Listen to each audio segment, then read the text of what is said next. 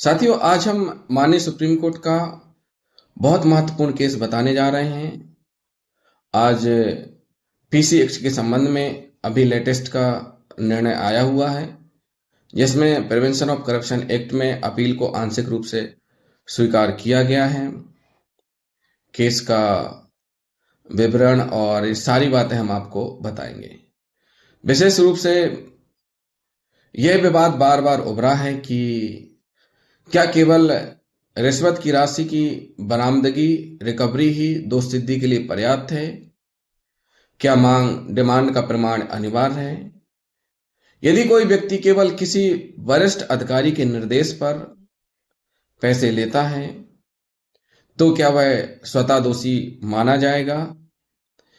इन सभी प्रश्नों का उत्तर करुणानिधि बनाम राज्य 2025 के ऐतिहासिक निर्णय में माननीय सुप्रीम कोर्ट ने अत्यंत स्पष्ट और संतुलित ढंग से दिया है।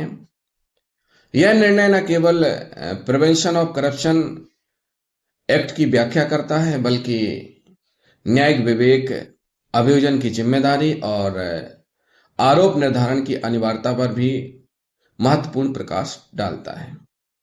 अगर हम मामले के फैक्ट की बात करें तो आरोपी नंबर 1 यानी A1, जो वर्ष 2004 में विलेज एडमिनिस्ट्रेटिव ऑफिसर VAO के पद पर कार्यरत थे। आरोपी संख्या A2 उसी गांव में विलेज असिस्टेंट के रूप में कार्यरत थे। मतलब A1 अधिकारी थे और A2 असिस्टेंट थे। वर्ष 2004 में शिकायतकर्ता ने एक कम्युनिटी सर्टिफिकेट प्राप्त करने के लिए आवेदन किया था। मामला 2004 का है। 2004 में शिकायतकर्ता ने एक कम्युनिटी सर्टिफिकेट प्राप्त करने के लिए आवेदन किया था। यह प्रमाण पत्र सरकारी लाभों, आरक्षण और सामाजिक योजनाओं के लिए अत्यंत महत्वपूर्ण होता है। A1 जो अभियुक्त हैं, A1 ने शिकायतकर्ता के अनुसार अगर हम कहें तो शिकायतकर्ता के अनुसार A1 ने उससे 500 रुपए की अवैध रिश्वत की मांग की। A1 ने स्पष्ट रूप से कहा कि राशि A2 के माध्यम से दी जाए। शिकायतकर्ता ने भ्रष्टाचार निरोधक विभाग में शिकायत दर्ज कराई। ट्रैप की कार्यवाही में A2 के पास से 500 रुपए की राशि बरामद हुई।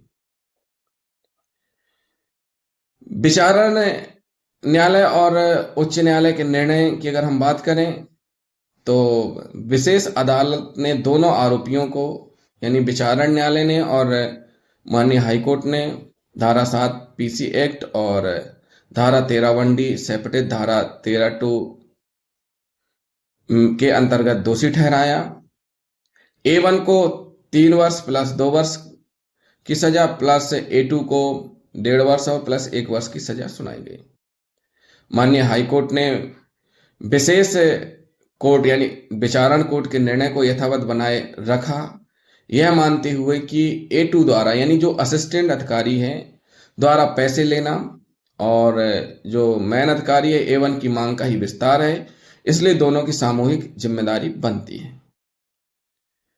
माननीय सुप्रीम कोर्ट के समक्ष कुछ विधिक प्रश्न उत्पन्न हुए इस केस को लेकर के कि क्या पीसी एक्ट के तहत दोष सिद्धि के लिए मांग और स्वीकृति दोनों का प्रमाण अनिवार्य है?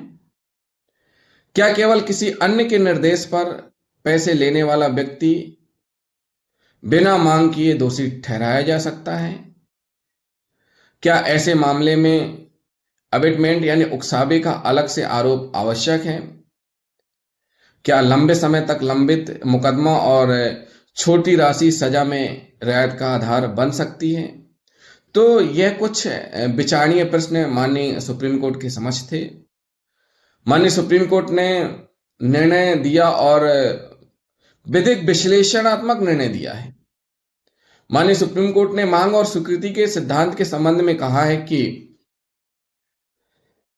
पीसी एक्ट के अंतर्गत किसी भी अपराध को सिद्ध करने के लिए यह अनिवार्य है कि अभियोजन पक्ष प्रमाणित करे कि आरोपी ने रिश्वत की मांग की थी और उस डिमांड के परिणाम स्वरूप राशि की स्वीकृति हुई। न्यायालय ने स्पष्ट किया कि केवल पैसे की बरामदगी पर्याप्त नहीं है। मांग का प्रमाण प्रत्यक्ष, डायरेक्ट या परिस्थितिजन्य हो सकता है। जो मांग है, मांग का जो प्रमाण है वो डायरेक्ट हो सकता है और परिस्थितिजन्य भी हो सकता है, किंतु मांग का अस्तित्व सिद्ध होना अनिवार्य है। कि मांग हुई थी उसका अस्तित्व सिद्ध होना जरूरी है। इस संदर्भ में न्यायालय ने अपने पूर्ववर्ती निर्णय नीरज दत्ता बनाम state of NCT of Delhi का पुनः अनुमोदन किया, जिसमें यही सिद्धांत प्रतिपादित किया गया था। जो असिस्टेंट यानी A2 जो आरोपी हैं की दोष सिद्धि पर निर्णय करते हुए माननीय न्यायालय ने कहा कि यह निर्णय का सबसे महत्वपूर्ण मार्गदर्शक पहलू है और न्यायालय की टिप्पणियां हैं कि A2 ने स्वयं कभी रिश्वत की मांग नहीं की। जो असिस्टेंट हैं उसके द्वारा कभी भी रिश्वत की मांग नहीं की गई। उसका नाम केवल इसलिए आया क्योंकि उसने A1 के निर्देश पर पैसे स्वीकार किए। अभियोजन यह सिद्ध करने में असफल रहा कि A2 की मांग प्रक्रिया का हिस्सा A1 था। यह साबित करने में असफल रहा। उसने जानबूझकर भ्रष्टाचार को बढ़ावा दिया। न्यायालय ने कहा कि यदि कोई व्यक्ति किसी अन्य के लिए रिश्वत स्वीकार करता है और वह स्वयं मांग नहीं करता तो उसके विरुद्ध धारा 12 PC एक्ट यानी अमेंडमेंट के अंतर्गत स्पष्ट आरोप होना चाहिए। A2 के विरुद्ध ना तो मांग सिद्ध हुई, न ही अमेंडमेंट का आरोप तय किया गया, यानी उकसावे का आरोप तय किया गया। इसलिए उसकी दोष सिद्धि कानूनन अस्थिर मानी गई और जो A2 को पूर्ण रूप से बरी कर दिया गया। इस निर्णय से एक महत्वपूर्ण सिद्धांत उभरा कि सिर्फ पैसे लेने वाला व्यक्ति तब तक दोषी नहीं ठहराया जा सकता जब तक उस पर डिमांड या अमेंडमेंट का स्पष्ट और आरोप सिद्ध ना हो जाए। मतलब जब तक क्या ना हो जाए, आरोप स्पष्ट रूप से सिद्ध ना हो जाए। जो A1 है, A1 की दोष सिद्धि पर और सजा पर माननीय न्यायालय ने क्या कहा? माननीय सुप्रीम कोर्ट ने कहा कि A1 के विरुद्ध रिश्वत की मांग के पर्याप्त साक्ष्य मौजूद हैं। उसने प्रक्रिया को आरंभ किया और राशि स्वीकार करवाने की व्यवस्था की, इसलिए उसकी दोष सिद्धि को बरकरार रखा गया। न्यायालय ने सजा पर विचार करते हुए कहा कि रिश्वत की राशि केवल 500 रुपए थी। मामला लगभग 21 वर्षों तक लंबित रहा। A1 अभियुक्त की आयु लगभग 68 वर्ष थी। अभियोजन में अत्यधिक विलंब न्याय के उद्देश्य के विरुद्ध था। माननीय सुप्रीम कोर्ट ने स्पष्ट किया कि सजा में कमी कोई अनुचित उदारता नहीं है, बल्कि ये PC एक्ट द्वारा निर्धारित स्टैट्यूटरी मिनिमम सेंटेंस का पालन है। A1 की सजा को घटाकर न्यूनतम 1 वर्ष कर दिया गया। अगर हम इस प्रकार के निर्णय की न्यायिक प्रभाव और व्यापक महत्व की बात करें तो यह निर्णय PC एक्ट के अंतर्गत अपराध की संरचना को एक अत्यंत स्पष्ट करता है। डिमांड प्लस एक्सेप्टेंस अपराध, यानी अपराध के लिए जरूरी क्या है? डिमांड और प्लस एक्सेप्टेंस।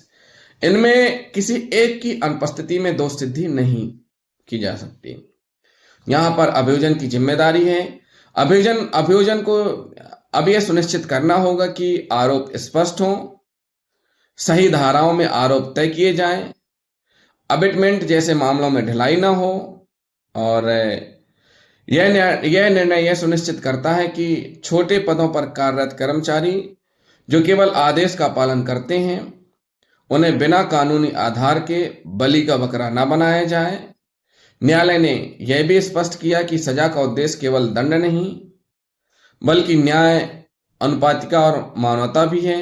इस प्रकार माननीय सुप्रीम कोर्ट का एक करुणानिधि बनाम राज्य 2025 का निर्णय भारतीय PC एक्ट में एक मील का पत्थर है।